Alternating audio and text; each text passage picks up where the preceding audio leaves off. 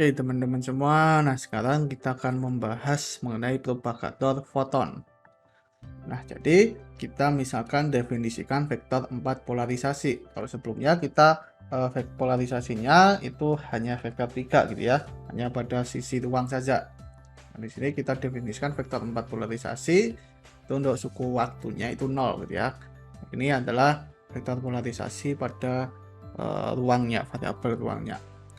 Nah, kalau misalkan kita ambil vektor polarisasi yang bersifat real, karena sebelumnya kita bahas bahwa vektor polarisasinya itu secara umum bisa kompleks, tapi kita di sini kita ambil real.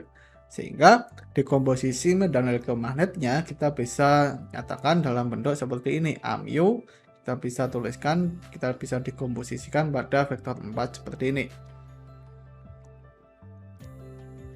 Nah, potensial vektor itu dapat dikomposisikan untuk suku energi negatif dan positif. Nah, di sini kita tahu ya sebelumnya bahwa A0 itu konstan. Nah, di sini kalau kita gunakan epsilon 0 itu 0 gitu ya, maka A0-nya itu 0. Jadi di sini akan kita mengambil A0-nya itu 0 gitu ya. Nah, jadi kita bisa nyatakan dalam suku energi positif dan energi negatif. Komutasi dari kedua potensial vektor itu komutasi AMU positif X dengan anu negatif Y itu sama dengan jumlahan lambda aksen 1 sampai 2 integral D pangkat 3K D pangkat 3 K aksen per 2 pi pangkat 3 akar dari 4 K0 K0 aksen epsilon mu K lambda epsilon mu K aksen lambda aksen E pangkat minus IKX plus IK aksen Y. Ini adalah komutasi antara A dengan A dagger karena kita dikomposisikan A plus dan A minusnya dalam suku A dan A dagger. Nah, dari sifat komutasi dari operator pencipta dan penghancur ini, maka kita memiliki komutasinya itu adalah delta lambda aksen, delta pangkat 3 K minus K aksen. Nah, di sini delta lambda aksennya itu mencuplik lambda harus sama dengan lambda aksen, dan juga di sini kalau kita integralkan terhadap K aksen di sini, maka kita akan dapatkan perumusan seperti ini. Nah, jadi dari perumusan seperti ini kita bisa keluarkan di sini duanya, dan kita akan dapatkan seperti ini karena yang dijumlahkan ini hanyalah suku perkalian antara vektor polarisasi epsilon ini. Nah, hasil komutasi ini itu sepertinya nggak asing gitu ya. Nah, hasil komutasi ini itu mirip dengan komutasi kovarian dari medan Klein-Gordon. Itu komutasi antara V plus X, V minus Y itu sama dengan setengah integral dari D pangkat 3K per 2 pi pangkat 3 E pangkat minus IKX minus Y per K0 itu sama dengan minus IGF plus X minus Y. Dimana perbedaannya untuk medan elektromagnet itu memiliki suku tambahan polarisasi di sini. Nah, maka kita bisa membuat sebuah komutasi medan elektromagnet dalam bentuk fungsi Green-Feynman medan elektromagnetik. Jadi komutasinya seperti ini kita definisikan, yaitu menjadi minus I GF plus mu nu X minus Y.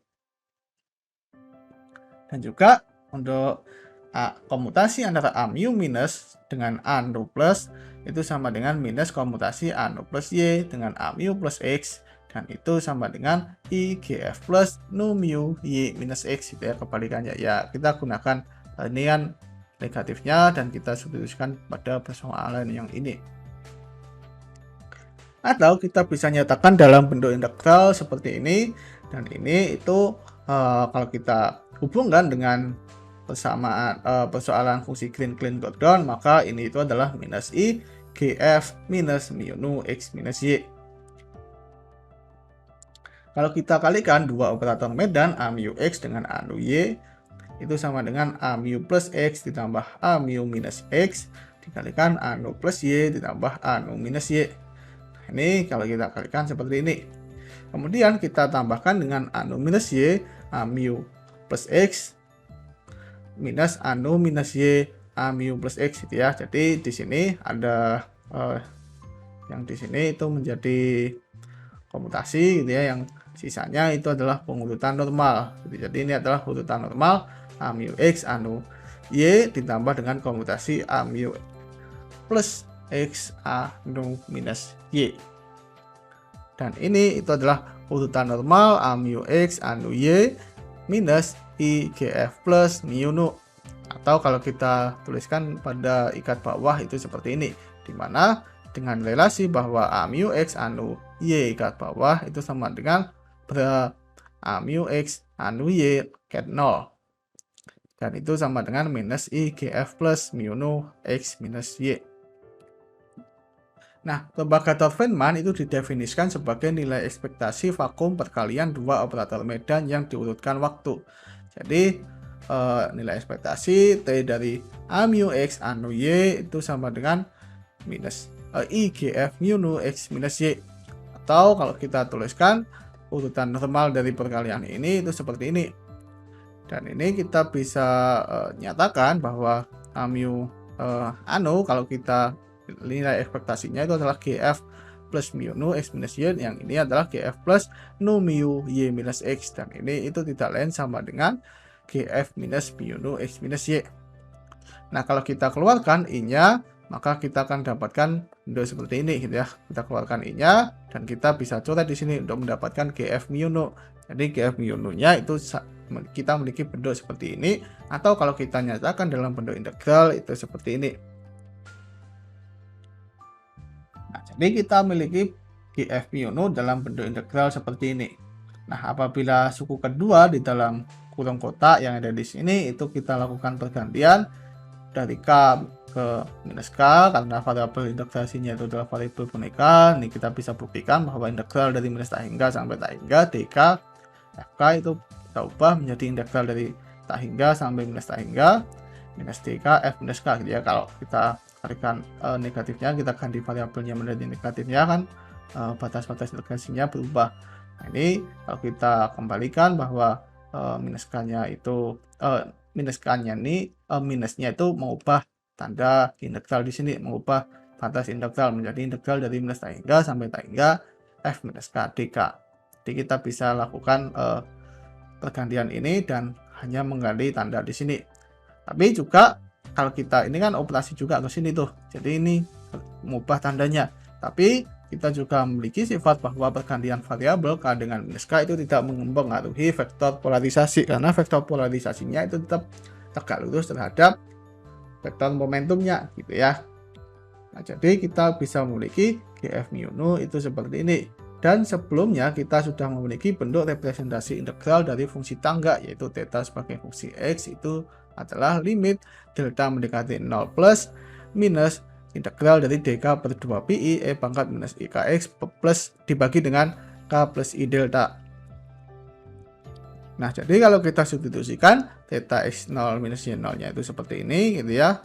Kemudian kita lakukan substitusi Q aksen 0 itu adalah K aksen 0 plus K0 untuk suku pertama di sini. Jadi ini kita substitusikan sebagai Q aksen 0, di mana kita tahu bahwa K0 itu adalah energi EK dan bernilai konstan, sehingga kalau kita turunkan dq aksen 0 itu sama dengan dk0. Dan juga kita memiliki bahwa K aksen 0 itu adalah Q aksen 0 minus K0. Nah, kemudian kita lakukan substitusi lagi bahwa Q aksen 0 itu menjadi K0, sehingga kita akan dapatkan ini tuh nanti kita nyatakan K0 dalam K aksen 0 dalam suku yang baru. Nah, begitu pula untuk suku kedua di sini kita bisa nyatakan K0 minus K aksen 0 itu sebagai suku baru, yaitu K aksen 0 saja. Nah, jadi kita bisa nyatakan seperti ini gitu ya. Jadi ini kita keluarkan jadi satu. Nah, ini seperti ini gitu ya. Jadi yang ini tadi K aksen 0 minus K0, yang ini adalah K aksen 0 plus K0. Nah, jadi kalau kita samakan penyebutnya, maka nanti kita akan memiliki komponen 2K0 di sini yang akan saling mencoret. Sehingga kita akan dapatkan bentuk dari ini, perkalian ini, penjumlahan ini. Nah, fungsi Green-Feynman-nya kita sebelumnya memiliki bentuk seperti ini. Nah, ini kita bisa nyatakan dalam bentuk seperti ini karena kita sudah nyatakan ini proses pengurutan ini.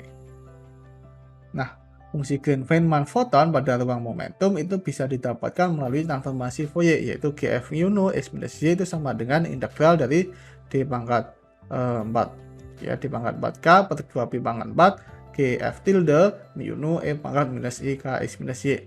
Nah, ini kita bisa memiliki bentuk yang sama ini antara keduanya. Maka kita akan dapatkan GF tilde mu nu itu sama dengan limit delta mendekati 0 plus 1 per K kuadrat plus I delta jumlahan lambda sama dengan 1 sampai 2 epsilon mu K lambda epsilon nu K lambda. Dan ini kita memiliki bentuk seperti ini, di mana GF tilde itu adalah fungsi Green-Feynman untuk medan skalar tak bermassa yang merupakan solusi dari persamaan Klein-Gordon yang sudah kita dapatkan sebelumnya. Nah, fungsi Green-Feynman foton itu bergantung terhadap jumlah polarisasinya. Nah, misalkan kita definisikan dua vektor 4. Eta 0 itu adalah basis dari koordinat waktu di sini 1000 dan K mu itu adalah dia adalah vektor satuan dari arah momentumnya gitu ya. Arah dari pergerakan gelombang elektromagnetnya, medan elektromagnetnya. Nah, ketiga basis eta mu, K mu dan epsilon mu itu akan membentuk basis ortonormal 4 dimensi, karena kita tahu bahwa kalau misalkan K mu dengan epsilon mu itu kan saling tegak lurus, sehingga dia akan membangun basis 3 dimensi ruang, dan juga eta mu itu adalah basis dari waktunya.